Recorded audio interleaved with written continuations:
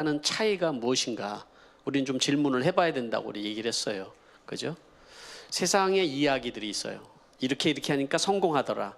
이렇게 하니까 잘 이렇게 살아가더라. 이런 이야기 속에서 우리는 뭐가 과연 다른가? 우리는 복음을 믿는 우리들은 전혀 다른 이야기 속에 살아가야 되는데, 그게 예수 그리스도가 우리에게 만들어주신 이야기예요. 그런 이야기 속에 살아가는 것, 그거 그리스도인이라고 얘기를 하는 것이죠. 그리고 또 우리는 이 세상 속에서 우리 힘으로 그걸 살아갈 수 없기 때문에 하나님께서 우리에게 허락하신 선물인데, 그게 교회예요. 교회 공동체. 여러분 혼자로는 이 세상에서 믿음으로 그리스도인의 이야기로서 우리가 살아갈 수가 없지만, 우리는 공동체를 통해서 얼마든지 살아갈 수가 있고, 전혀 다른 이야기들을 만들어내면서 우리는 살아간다는 것이지요. 오늘은 두 번째 시간으로 그리스도가 만든 차이가 어떤 차이가 있는가라는 제목을 가지고 말씀을 하겠습니다. 시간이 많이 지나가서 20분만 제가 여러분에게 정신을 바짝 차리면 제가 20분 안에, 못 차리면 30분 이렇게 가도록 하겠습니다. 제가 2주 동안 계속해서 읽은 책이 있어요. 책만 읽었다는 얘기는 아니고요. 책을 한번 딱 짚고 나니까 계속 이제 보고 싶은 마음이 있어서 제가 본 책이 있는데, 그것은 뒤에 이렇게 나옵니다. 눈먼 자들의 도시라는 책입니다. 혹시 보신 적 있으세요? 예, 있네요. 여기. 네, 빠르시네요. 이 책은요, 영화로도 만들어졌습니다. 근데 제가 이 책을 왜 여러분들에게 소개를 하냐면, 이 책은 사라마고가 지은 책인데, 사라마고가 누구냐면은 포르투갈 사람이에요. 근데 노벨 문학상을 받으신 분이에요. 이분이 이 책을, 노벨 문학상을 받은 대표적인 책이 바로 이 눈먼 자들의 도시라는 책인 것이죠. 근데 저는 영화를 못 봤는데 아마 영화로 먼저 보신 분들이 있을 거예요. 근데 영화는 흥행을 별로 못했다고 해요. 저는 영화를 안 보고 그랬는데 평을 보니까 그런 얘기들이 있어요. 근데 이 책을 읽으면서 정말 쑥 빠져들었어요. 이렇게 재미있어서 한번 이번 홀리데이 한번 여러분들이 시간을 내서 읽으면 좋겠다 생각을 합니다. 오늘 제가 설교는 바로 이 사라구마가 쓴 이 책을 기준으로 해서 복음이 무엇인지를 여러분들에게 좀 얘기를 해주고 싶어요. 이분도 이게 기독교적인 배경이 있는 분이에요. 이분이 조금 다른 얘기를 하긴 하지만, 이 이야기, 소설의 이야기는 어떻게 시작이냐면은 이분은 이렇게 합니다. 여러분, 갑자기 여러분들이 지금 다 눈이 멀어버리면 어떤 일이 발생을 할까요? 한번 생각해 봅시다. 여러분 지금 갑자기 눈이 다 멀어버렸어요. 어떤 일이 지금 발생을 할까요? 이런 상상에서부터 이 책이 시작을 합니다. 어느 날 갑자기 바이러스가 들어오는데, 그거는 뭐냐면 눈이 머는 바이러스예요. 보통 우리가 눈이 먼다 그러면 깜깜해지는 걸 상상하잖아요. 그런데 이 눈먼 도시에 눈이 머는 것은 백색 눈먼 바이러스예요. 하얀 우유빛깔로 변하면서 눈이 아무것도 안 보이는 거예요. 이렇게. 그래서 한 사람이 멀고, 그게 바이러스성이니까 두 사람이 멀고, 사람들이 다 눈이 멀어가기 시작을 해요. 그 먼 사람들을 수용소에다가 이렇게 다 감금을 합니다. 이렇게 모아놓으세요. 왜냐하면 바이러스성이니까. 그 수용소에 의사가 눈이 머니까 다른 사람 진료하다 눈이 멀었는데, 와이프는 아직 눈이 멀지 않았어요. 눈이 멀지 않는 아내가 같이 수용소에 눈 먼 척하고 들어갑니다. 근데 신기한 건 이 아내는 눈이 멀지를 않는 거예요. 바이러스에 감염이 되지를 않아요. 그렇게 여러분 한번 상상을 해보세요. 눈이 먼 사람들이 수용소에 어떤 눈을 뜬 사람들의 지도나 어떤 관리가 없는 상태에서 수용소에서 어떤 일이 벌어졌을까요? 눈 뜬 의사의 아내를 통하여서 보여주는 그 수용소의 상황은 정말 처참하게 짝이 없는 거죠. 일단은 너무 더러워요. 우리는 어디를 가다가 똥 밟으면 어떤 느낌이 드나요? 더럽다는 느낌이 들죠. 그러나 똥을 밟았는지도 몰라요. 예? 가끔 남자 화장실에 들어가면은 우리 어린이들인지 아니면 청년인데 어른이 그랬는지 모르지만 그냥 뿌려놓고 나온 경우를 가끔 봐요. 아유 지저분하다. 그거는 될 것도 아닌 거죠. 네? 너무 더러운 거예요. 그냥 내가 몸에다가 똥을 칠했는지 들어온 오물을 칠했는지 냄새도 점점 후각도 이제 나질 않아요. 너무 더러우니까. 시체 썩는 냄새, 음식 썩는 냄새, 온갖 오물 덩어리로 뒤범벅이 된 그런 이제 수용소의 삶의 현장을 눈뜬 사람은 그걸 보고 있는 것이죠. 그게. 네. 그런데 여러분 여기에서 특이한 점은 다 갑자기 눈먼 사람들이잖아요. 근데 여기에서 가장 힘 있고 세력 있는 사람들이 등장을 하면서 뭔가의 질서가 생겨요. 어둠의 질서가 생겨요.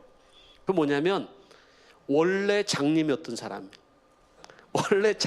사람이 지팡이 하나로 온 이제 장악을 해 나가기 시작을 합니다. 그러니까 여러분 사라구마가 얘기하는 것은 원래 악한데 익숙한 사람이나 어둠에 익숙한 사람들은 그런 속에서 더 많은 것들을 누리면서 살아가는 것들을 유리한 삶을 살아간다는 것을 얘기를 하는 것이죠. 그 도시가 다 눈이 멀었을 때 그렇게 살아간다는 걸 얘기하는 것이죠. 그래서 그들이 얻는 것은 뭐냐면 그 수용소에서 발견된 총 하나, 그리고 그것이 권력이었던 거예요. 그리고 또 이제 군인들이 전달해주는 음식 박스 몇 개, 그것을 골고루 나눠 먹어야 되는데 이것을 장악을 합니다. 그들에게는 그 원래 맹인이었던 사람이 그 음식을 이제 장악을 하면서 어떤 일이 벌어질까요? 네? 그것이 힘의 상징이고 그게 부의 상징인 거예요. 그리고 그 사람에게 붙어먹는 사람들이 생겨나기 시작을 하는 것이죠.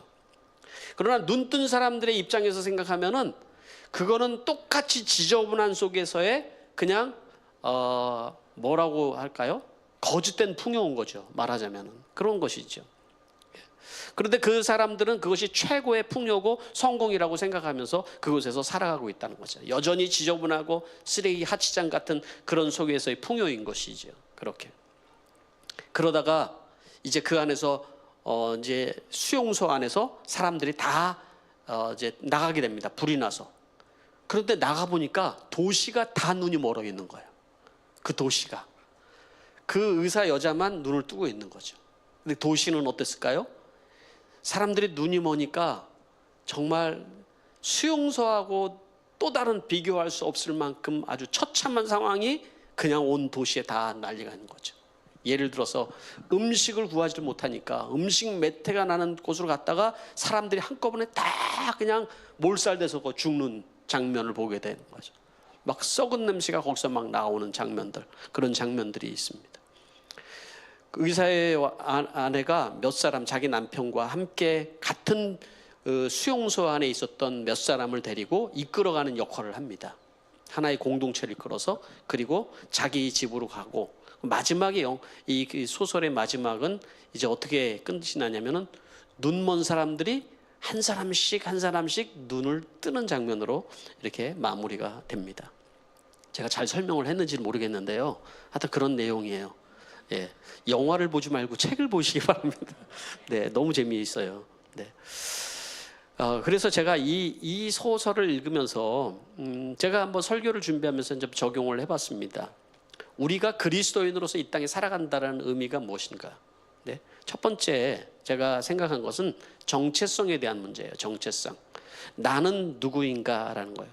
성경에서 우리를 뭐라고 가리키는지 오늘 읽은 본문 말씀에 보면은 우리를 가리켜서 눈뜬 자라고 얘기를 하고 있습니다. 우리는 눈뜬 자라는 거예요. 4절 말씀 보면은 그렇게 얘기하죠. 이 세상의 신이 믿지 않는 자들의 마음을 어둡게 하고 또 복음의 빛을 보지 못하게 했다. 그래서 믿지 못하게 했다. 눈이 멀어 있는 상태를. 그리고 성도들을 눈을 떠서 보는 자다라고 설명을 하고 있는 것이죠. 6절에도 마찬가지죠. 어둠 속에 빛이 비춰라라고 말씀하신 하나님께서 우리 마음속을 비추어 주셔서 그리스도의 얼굴에 나타난 하나님의 영광을 아는 지식의 빛을 우리에게 주셨습니다. 우리는 어떤 존재들이냐? 그리스도인들은 어떤 존재들이냐? 하나님께서 어떻게 세상을 창조하셨어요? 어둠 속에서 빛이 있어라 했을 때 빛이 생겼던 것처럼 바로 우리의 어둠 속에 살아가던 우리들이 진리가 무엇인지 어떻게 살아가는지 모르는 어둠 속에서 더듬거리면서 거기서 먹을 걸 찾고 거기서 성공을 찾고 거기서 부를 찾았던 사람들이 복음의 빛으로 눈을 뜨게 된 사람들이다라고 얘기를 한 것이죠. 그러니까 눈이 떠졌다는 것은 바로 구원을 받았다는 것을 의미하는 것이기도 해요. 여러분, 존 뉴턴이라는 사람이 쓴 찬송이 아주 유명한 찬송이 있죠. 뭐가 있죠? 나 같은 죄인 살리신, 이 나 같은 죄인 살리신 Amazing Grace라는 찬양의 가사를 보면은 이렇게 기록을 하고 있죠. Amazing Grace, how sweet sound, the saved wretch like me. I once lost, but now I am found. Was blind, but now I see. 예, 발음은 꿀이지만 의미는 전달이 됐을 거라고. 예. Wretch like me. 예, 여러분 여기 이 단어가 뭔 줄 알아요? Wretch like me. 저도 모르는 단어였어요. 제가 설교 준비하다가 이 가사가 생각나서 이거 단어가 무슨 뜻이지 하고 찾아봤는데 이 wretch라는 뜻은 비참하고 아주 불쌍한, 그러니까 죄로 인해서 전적으로 무력하고 비참한 인간이라는 의미를 담고 있는 단어예요, 이게. 그런 아주 비참한 상태에 있는 내가 그 비참함을 깨닫고 이제 다시 내가 보게 되었다. 그러니까 여러분, 존 뉴턴이라는 사람은 원래 굉장히 방탕하던 사람이에요. 그래서 돈을 좀 더 벌기 위해서 그가 노예 무역상과 결탁해서 그 배를 이제 몰고 가기로 이제 결정이 된 거죠. 그러다가 배를 몰고 가다가 바다 한복판에서 큰 풍랑을 만납니다. 자기가 죽게 생긴 거예요. 그때 들었던 복음이 생각이 나요. 그리고 그 자리에서 엎드려 가지고 하나님 제발 나를 좀 살려주십시오. 간절하게 그 자리에서 생명의 위험 앞에서 살려달라고 기도를 합니다. 그리고 그가 살아납니다. 그리고 살아나는 것뿐만 아니라 자기가 어떤 짓을 하며 살아갔는지를 깨달아집니다. 그래서 그가 지은 그 복음을 깨닫고 그가 지은 찬양의 가사가 바로 이 찬양입니다. Amazing Grace. 예? 어메이징한 그레이스가 우리 안에 있다라는 것을 얘기하는 것이죠. 그것을 깨닫는 것은 뭐 어떤 거예요? 내가 이전에 얼마나 큰 죄 가운데 정말 비참하고 불쌍한 상태에 놓여 있는 자체를 아는 순간, 네? 그것을 깨닫는 것을 눈뜬다고 얘기를 하는 거예요. 나는 이제 보게 됐다. 내가 얼마나 비참한 상태에 살아가고 있는지. 참 복음의 핵심을 담고 있는 찬송의 가사라고 생각을 합니다. 그러니까 여러분, 성경이 얘기하는 어둠의 눈이 멀었다라는 것은 육신의 눈이 먼 것을 얘기하는 것이 아니라 세상이 주어지는 어떤 이런 세상의 이야기 속에서 그 틀 속에서 내가 이렇게 살아가는 것이 맞아라고 생각하면서 살아가는 상태를 눈이 멀었다고 얘기를 하는 거예요. 하나님이 우리에게 주시는 그 복음의 빛이 무엇인지를 깨닫지 못하고 살아가는 상태, 그것을 얘기를 하는 거예요. 그래서 에베소서 1장 18절은 이렇게 얘기합니다. 여러분의 마음의 눈을 밝혀주셔서 하나님을 알게 하시고 하나님의 부르심의 소망이 무엇이며 성도들에게 베푸신 하나님의 영광스러운 상속이 얼마나 풍성한지를 여러분이 알게 되기를 원합니다. 여러분이 이 일에 눈이 띄어지기를 원합니다. 눈을 떴다라는 것은 뭐냐면 여러분, 바로 부르심의 소망을 깨닫는 거예요. 나를 하나님께서 불러서 그 영광스러운 하나님 나라의 상속이 얼마나 위대하고 큰지를 깨닫게 되는 사건이다. 그걸 구원이라고 얘기를 하는 거예요. 그걸 보게 되는 것을 구원이라고 얘기를 하는 것이에요. 다른 말로 눈을 뜬다는 것은 내가 믿어진다라는 거예요, 여러분. 믿어진다. 내가 믿는 것이 아니고 믿어지는 거예요, 여러분. 하나님께서 나에게 찾아오셔서. 또 여러분, 내가 눈을 뜬다는 것은 내가 얼마나 비참한 상태에서 내가 살아가는 눈먼 자였는데 죄인이었다라는 것을 깨달아지는 사건이라는 거예요, 내가. 예? 그래서 여러분, 우리 구원을 받는다라는 것은 내가 얼마나 비참한 상태에 있는지를 깨닫지 못하면 여러분, 우리는 하나님의 필요하지 않아요. 예수님이 이 땅에 오신 것이 필요하지가 않습니다, 여러분. 우리는 그러나 여러분 살아가다 보면은 우리 인생은 얼마나 비참한 인생인지를 우리 스스로가 깨닫게 되는 것이 있죠. 두 번째는 그리스도가 만들어진 차이. 두 번째는 뭐냐면 우리는 사명을 가지고 살아가게 됐다라는 거예요. 내가 왜 살아가는지를 깨닫게 됐다라는 것을 얘기해 주는 거예요. 눈이 떠졌다라는 것은 내가 구원을 받았다는 것을 얘기하기도 하지만 내가 사명을 받았다는 것을 얘기를 해주는 거예요. 눈먼 자들의 도시에서 사람들이 살아가는 목적, 그것은 뭘까요? 제가 짧게 소설 얘기를 했는데 그들이 살아가는 목적은 뭘까요? 그것은 살아남는 거예요. 그냥 살아가는 거예요. 예? 본성대로 살아가는 거예요. 그래서 사라고마가 얘기하는 이 이야기의 핵심이 뭐냐면 어떤 목적, 살아남는 것 자체가 목적인 사람들에게는 얼마든지 이기적이고 잔인해질 수 있다는 걸 얘기해 주는 거예요. 다른 사람을 이용하고 착취하고 그리고 내가 살기 위해서 얼마나 사람이 타락할 수 있는지를 보여주는 바로 소설이라는 거예요, 여러분. 우리가 삶이 그냥 살아가는 것이 인생의 목적이 된다면은 우리는 얼마든지 그렇게 될 수 있는 것이 우리 인생이라는 것이죠. 다 착하게 살고 다 의미 있게 살아가는 것 같지만은 그러나 우리는 복음이 없이는 이기적일 수밖에 없고 또 복음이 없이는 결국 자gin해질 수밖에 없는 것이 우리 인생이라는 거예요. 사라고마가 왜 백색 실명이라는 표현을 썼을까? 하얗게 이렇게 변하면서 눈이 머는 백색 실명. 보통 눈이 먼다는 것은 어두워지는 거니까 깜깜해지는 거잖아요. 근데 왜 하얗게 되면서 눈이 먼다는 표현을 했을까요? 그것은 여러분 보통 눈이 멀어서 어두워진다는 것은 아예 못 보는 걸 얘기하는 것이지만 백색 실명이라는 것은 어떤 의미냐면 내가 보고 있지만 못 보는 걸 얘기하는 거예요. 보고 있지만. 그거를 지금 지적하는 거예요. 세상에 살아가는 사람들이 눈은 떴지만 못 보고 있는 거를 지금 얘기를 해주고 있는 거라는 거예요. 그래서 그 의사의 아내가 이제 한 사람 한씩 눈을 뜨는 사람들에게 이렇게 얘기를 합니다. 그 소설에 있는 내용 그대로예요. 나는 우리가 눈이 멀었다가 다시 보게 된 거라고 생각하지 않아요.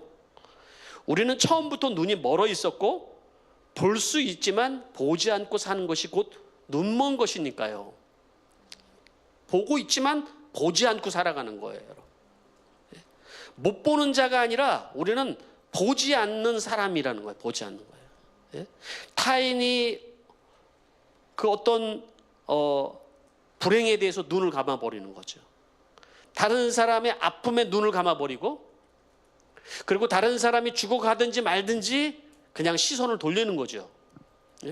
우리가 예수 믿는 사람이라면 누군가가 예수를 믿지 못하고 죽어가고 있다면 그 사람에게 우리는 안타까움을 가져야 하는데 눈을 돌려버리는 거죠. 그 얘기를 예수님도 하셨어요. 어디서 얘기하셨어요? 사마리아 사람 이야기에서. 어떤 사람이 길을 가다가 강도를 만나는데 거의 죽게 생긴 거예요. 그런데 거기에 레위 사람이 지나가고 제사장이 지나가는데 나도 이런 강도를 만나면 어떡하고 피해서 갔다. 그 사람이 못 본 게 아니라 못 본 척 하는 거잖아요. 못 본 척이에요. 백색 실명이 생긴 거죠.